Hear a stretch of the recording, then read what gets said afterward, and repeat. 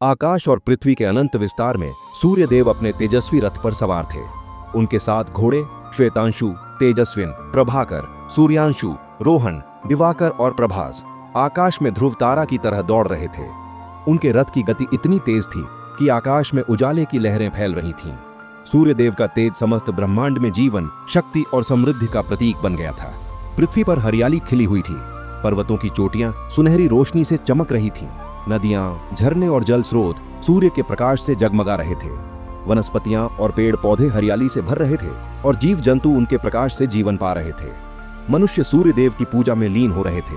उनके तेज और शक्ति का अनुभव कर रोमांचित हो रहे थे। सूर्यदेव का तेज इतना प्रबल था कि उनके दर्शन मात्र से मनुष्य शीतलता और शक्ति दोनों अनुभव कर पाते थे।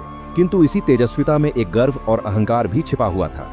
सूर्यदेव को अपनी शक्ति का एहसास था और उन्होंने इसे अपने गौरव का स्रोत बना लिया। उन्होंने स्वयं को देवताओं और मनुष्यों का सर्वोच्च बलवान माना। उनकी सभा में देवता और आर्षि मुनि भी उनके तेजस्वी स्वरूप को देखकर सम्मान प्रकट करते थे। स्वर्गलोक में भी सूर्यदेव का प्रभाव स्पष्ट था। इंद्रदेव सहित सभी देवता उनकी शक्ति और तेज से प्रभावित थे। उनकी सभा में सूर्यदेव का नाम सुनते ही सभी मंत्रमुग्ध हो जाते थे। आर्षि मुनि उनकी शक्ति के गुणगान करते नहीं थकते थे। उनके तेज और गौरव का प्रभाव इतना प्रबल था कि स्वर्ग और पृथ्वी दोनों ही उनकी प्रशंसा में लीन रहते। किंतु पृथ्वी पर उनकी शक्ति का अत्यधिक प्रभाव कभी कभी असंतुलन भी उत्पन्न करता। उनकी किरणें इतनी तीव्र थीं कि भूमि की कुछ जगहों पर जीवन को कठिनाइयां झेलनी पड़ती। कुछ वन्य जीव सूर्य की तीव्रता से हिलडुल नहीं पाते थे। मनुष्यों में यह भय कभी कभी श्रद्धा से अधिक बढ़ जाता। सूर्यदेव का विवाह दक्ष की पुत्री संध्या से हुआ था। संध्या अत्यंत सुंदर, बुद्धिमान और धर्मनिष्ठ थीं। किंतु सूर्यदेव का तेज इतना प्रबल था कि संध्या का शरीर इसे सहन नहीं कर पा रहा था। उन्होंने देखा कि यदि वह अपने पति की सेवा और जीवन का पालन इसी तरह करेगी तो उसका शरीर और मन अस्वस्थ हो जाएगा। संध्या ने निर्णय लिया कि वह अपनी छाया उत्पन्न करेगी। यह छाया संध्या के समान दिखती थी, पर उसमें संध्या की सभी शक्ति और बुद्धि समाहित थी। छाया ने सूर्यदेव की सेवा जारी रखी।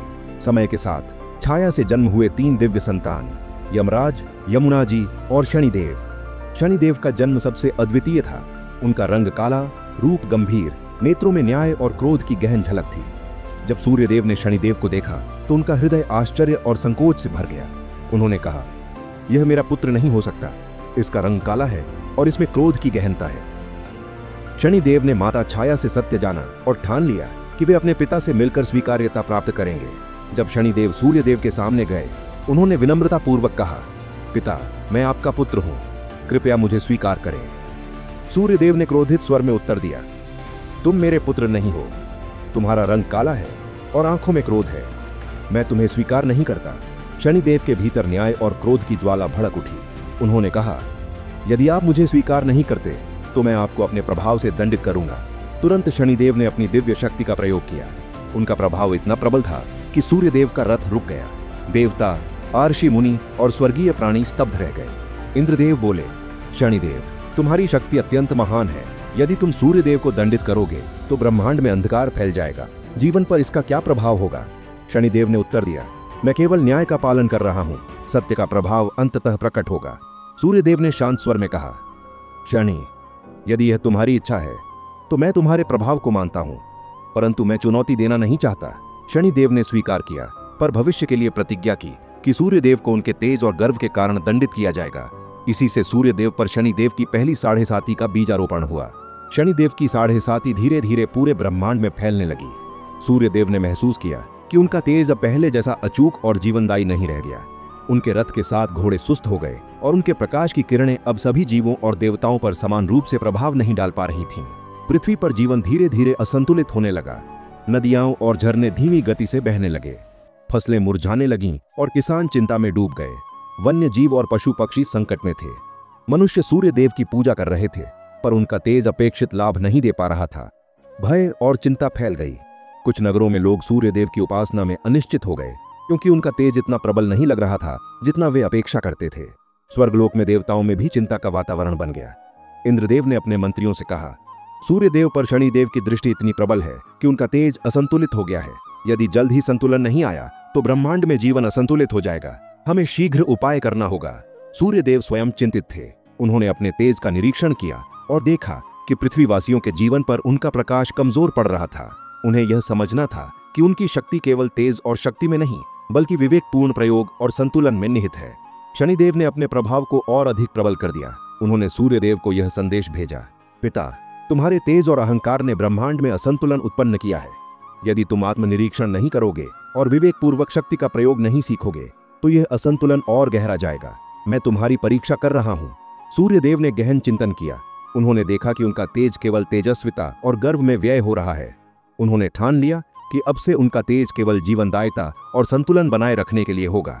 7.5 के प्रभाव से पृथ्वी पर स्थिति गंभीर हो गई। नदियां सूखने लगीं और जल संकट उत्पन्न हो गया। फसलें मुरझ गईं और किसान निराश हुए।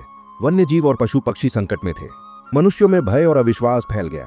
सूर्यदेव ने अपनी दिव्य दृष्टि से पृथ्वी पर देखा और समझा कि उनकी तेजस्विता अब विनाशकारी नहीं बल्कि जीवनदायिता और संतुलन बनाए रखने वाली होनी चाहिए। उन्होंने अपने तेज को नियंत्रित करने का निर्णय लिया। सूर्यदेव ने गहन आत्मनिरीक्षण किया। उन्होंने महसूस किया कि शक्ति का वास्तविक मूल्य केवल तेज और सामर्थ्य में नहीं बल्कि विवेकपूर्ण प्रयोग और संतुलन में है। उन्होंने निश्चय किया कि अब उनका प्रकाश जीवन, न्याय और संतुलन बनाए रखने का माध्यम होगा। सूर्यदेव के विवेकपूर्ण तेज के प्रभाव से पृथ्वी पर जीवन धीरे धीरे पुनः सामान्य होने लगा। नदियां फिर से बहने लगीं, फसलें हरी भरी हुईं, वन्य जीव और पशु पक्षी अपने प्राकृतिक आवास में लौट आए। मनुष्यों में उत्साह, श्रद्धा और विश्वास लौट आया। देवताओं और ऋषियों ने यह देखा और कहा, हे सूर्यदेव, तुम्हारा तेज अब जीवनदायिता और संतुलन का प्रतीक बन गया है। शनिदेव की परीक्षा ने तुम्हें शक्ति का वास्तविक मूल्य समझाया। ब्रह्मांड में पुनः संतुलन स्थापित हुआ। शनिदेव ने देखा कि सूर्यदेव ने अपनी भूल समझ ली है। उन्होंने कहा, पिता, तुम्हारी परीक्षा पूरी हो गई। अब तुम्हारा तेज विवेकपूर्ण और जीवनदायी रहेगा। ब्रह्मांड में न्याय और संतुलन स्थापित होगा। जो मनुष्य मेरे नाम का स्मरण कर न्याय और धर्म का पालन करेगा, उसकी 7.5 भी उसे तपा कर महान बनाएगी।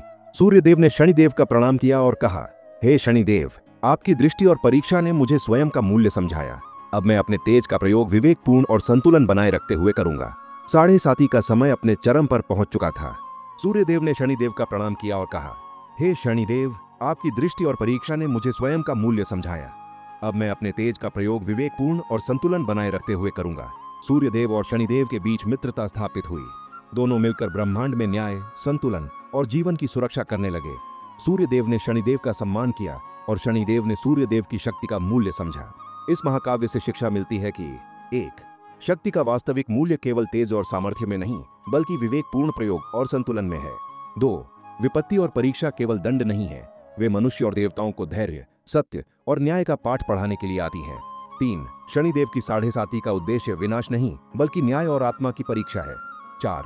जब शक्ति, विवेक और संतुलन का मेल होता है तब जीवन में स्थायी गौरव और सुख संभव होता है।